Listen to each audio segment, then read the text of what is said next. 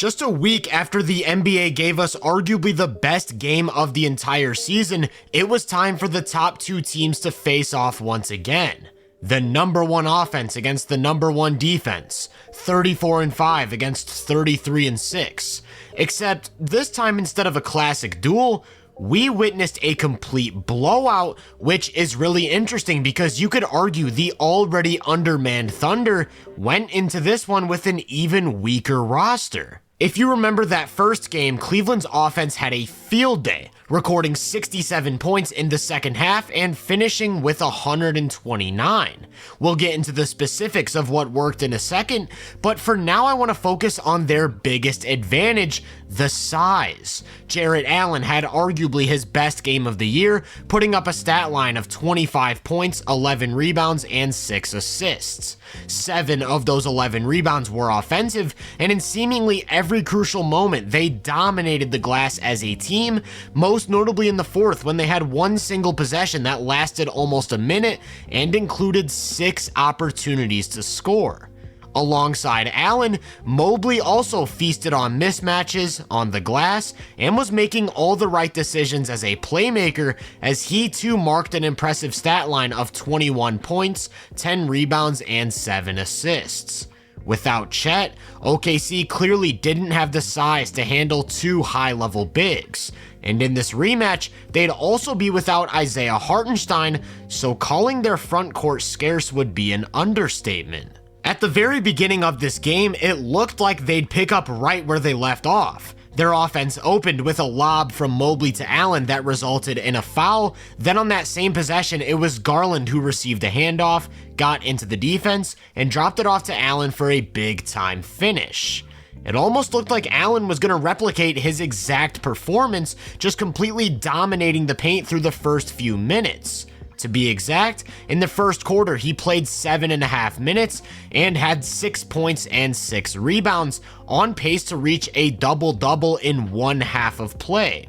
One thing you'll notice though is that for both Mobley and Allen, a majority of the offense they get starts with one of Cleveland's guards touching the paint on a drive. If those guys get downhill, the rest of the defense has to rotate, then they don't have the size behind the play to take away those bigs. And even more so than dribble penetration, these opportunities are created out of pick and roll, where OKC looked completely helpless in their first matchup. Because both Garland and Mitchell are dual threats as shooters and drivers, the Thunder had Hartenstein jumping out to the ball in a hedge against screens. But as I mentioned, without that size behind the play, that gave the bigs automatic mismatches. The thing that makes this truly impossible to defend though is the big-to-big passing between these guys. So in the event that they're able to get the ball out of Garland's hands and help comes over early to prevent the mismatch, all it takes is one more find to create a dunk. OKC tried everything, from switching the matchups to mixing up coverages, and they just had no answer whatsoever for Garland, Allen, and Mobley out of the pick and roll. Which means that in the rematch, there were 2 things that they absolutely had to lock in on. The first was preventing dribble penetration. If the defense isn't compromised, it's easier to keep a body on the bigs. The second was execution against pick and roll, which I'd say they did to near perfection. Whenever it was one of OKC's bigs in the action, they were going to have them drop, but more aggressively play the ball than the roll so they can still simulate the benefits of a hedge. Then they were going to send their low man over early to commit to the roll, basically telling the Cavs that they could have the corner 3 all they wanted. You'll see it again on this one. Mitchell turns the corner, Jay Will's gonna commit to the ball, while Shea cheats way over from the weak side to pick up Allen's roll. And it's important to keep in mind that when the shot goes up, they still have to close on the glass, so multiple bodies go to box out Allen while a wing swoops in for the rebound. Whenever OKC's big wasn't involved in the action, that's when they'd switch literally everything, as they have multiple wings who are pretty comfortable defending across the board. With J-Dub defending Mobley, that meant he'd jump out to the ball handler in any screen situations, while another wing picked up Mobley, then tried to push his position as far out as possible. By switching every action, you're eliminating the possibility of a numbers advantage and basically forcing the offense to beat you one-on-one. And with that many capable wing defenders, that's really tough to do.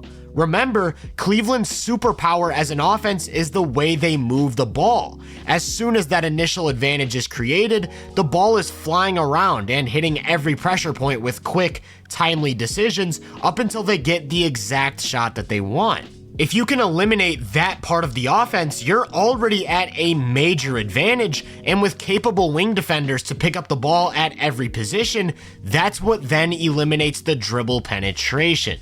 In the rare event that one of OKC's wings did get beat off the dribble, they'd just execute a peel switch with Kaysen picking up the ball while J-Dub covers the corner, and attackers just couldn't get deep in the paint. This was especially prominent when OKC opened the second quarter with their small ball lineup. Now they can really switch everything regardless of who's screening, who's attacking, or whatever wrinkles the offense tries to throw at them. The idea was that at all times, there were 5 players who could effectively cut off drives. When you pair that with timely peel switching, they quite literally always had a body to step in front of the ball and protect the paint. Of course, the risk with these tiny lineups is that Cleveland's bigs have a pretty automatic mismatch, but what the Thunder did to counteract that was they had the low man cheat over early whenever Mobley posted up so that they could send an immediate double off the catch. Mobley's a quick enough decision maker and a good enough passer that he'll usually find the open man in these spots, so you'll have to live with some threes. Cleveland shooters weren't really hitting though, shooting just 6 of 20 or 30% from 3 in the first half. Going back to what I said about pushing the bigs out further though, if those guys did get the ball on the perimeter, OKC's wing defenders would relentlessly attack the ball in hopes of forcing a turnover. This prompted the Cavs to try matching them with a small lineup of their own, but like every other team finds out, that unfortunately isn't the answer. With that said, I do want to give a big shout out to Darius Garland because it felt like he was the only Cav that came to play. Remember, OKC's goal was to force Cleveland into playing a lot of one-on-one, and Garland didn't have a problem with that, consistently getting to his spots as an isolation scorer. He had 15 points and 5 assists on 75% shooting in the first half, so he was really performing. I can't say the same for Donovan Mitchell though, as he had a headache trying to break down that OKC defense. In the first game against them, he had to deal with Lou Dort chasing him all over the court, and in this one, he saw some Dort, he saw some Wallace, he also saw Alex Caruso, who was finally back from injury. He didn't have anywhere near the same success as Garland attacking one-on-one, struggling to create separation, not hitting his shots. He was only 2 of 12 from the field in the first half. With Mobley and Allen being neutralized, Mitchell a non-factor, the Cavs really struggled to get points on the board, and after 2 quarters had posted just 49 points. Holding Cleveland to 49 points is one way to beat them. Another way is to score 75 of your own, and OKC did both. They actually overlap a little bit because one way they got a lot of points on the board was by turning defense into offense. In the first half alone, they forced an incredible 13 turnovers and turned that into 22 points on the other end. They lead the league this season at about 23 points off of turnovers per game, so 22 in one half almost seems unfathomable.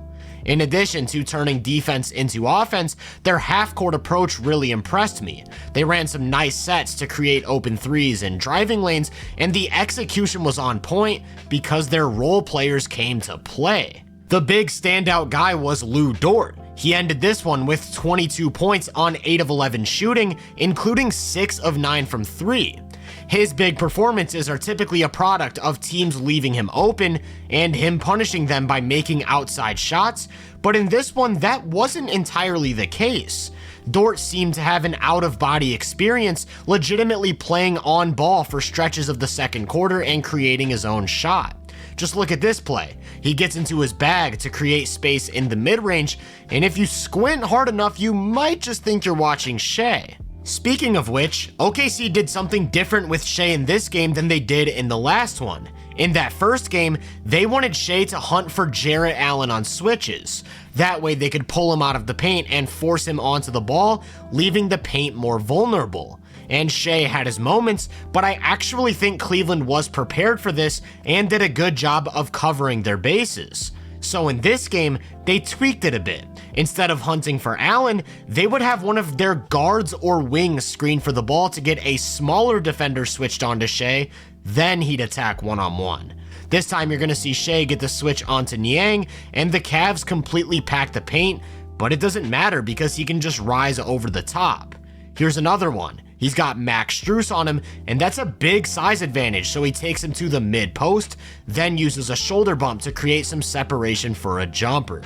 He was deliberately avoiding the big. Look at this play. Kaysen's looking to screen, but he has Mobley, so Shai waves him off to instead isolate Strus.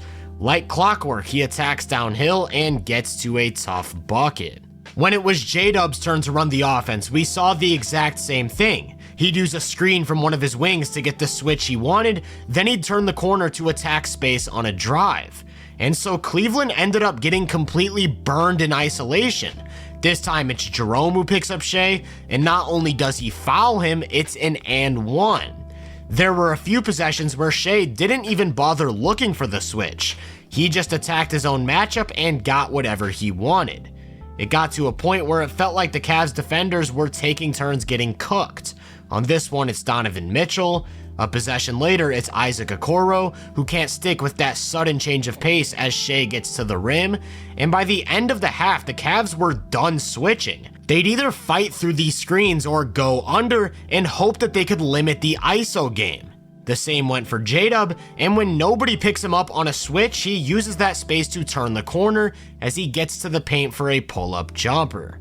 This led to the Cavs coming completely unglued as they didn't know whether to switch or not, and this miscommunication in particular led to a J-Dub 3, resulting in that halftime score of 75-49. What's so interesting though is that Cleveland's final chess piece in that last game was their 2-3 zone, completely shutting down OKC's offense in the fourth as they built their lead. And in this one, they tried to go back to it a few different times, but the Thunder clearly came prepared. They looked especially good against the zone in those second quarter minutes without Shai. The benefit of a small ball lineup is that they can go 5 out. So instead of trying to force the ball to the middle, they could just swing it around the perimeter to keep the defense in rotation, eventually finding the shot that they want. And remember, I said role players came to play. Alex Caruso was one of those guys, as he made both of his 3-point attempts against the zone and finished with 10 points. So not only did OKC have an advantage going into halftime, they had completely figured out and dissolved Cleveland's strategy to the point where this basically wasn't even a game anymore. Just a few minutes into the third, it was as good as done, and some of the starters stayed in to get their numbers, extend the lead, but ultimately it was a pretty uneventful half. The final score was 134-114, OKC getting their revenge and splitting the season series. I mentioned Dort's 22, I mentioned the way they neutralized Mitchell, Allen, and Mobley, but of course the true center of attention was Shai, who recorded 40 points and 8 assists on 65% shooting in just 3 quarters. He strengthens his MVP case. The Thunder show resilience as they tie the Cavs for the best record in the NBA. And, oh yeah, they now have the second best point differential of all time, behind just the '96 Bulls. If you enjoyed this breakdown, make sure to drop a like, subscribe, and turn my post notifications on to be first on more content. If you're interested in my more in-depth research, make sure to check out the Hoop Venue podcast and my social media profiles. You can find those links in the description. Feel free to let me know down in the comments what you thought of this game. As always, I hope you all have a great day, and I'll catch you guys in the next one.